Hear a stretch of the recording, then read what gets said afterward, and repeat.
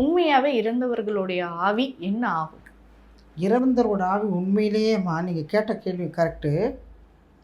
புண்ணியம் பண்ணால் புண்ணியாத்மாக தான் போகும். அதுக்கும் விசாரணை உண்டுல்ல. 16 நாள் வரையும் ஒரு மனிதன் இறந்த பிறகு அவன் உடலை விட்டு ஆவி பிரியும் போது, நல்லா சொல்கிறேங்க, ஆத்மா பிரியும் போது அந்த ஆன்மா வந்து உடனே போயிடாது.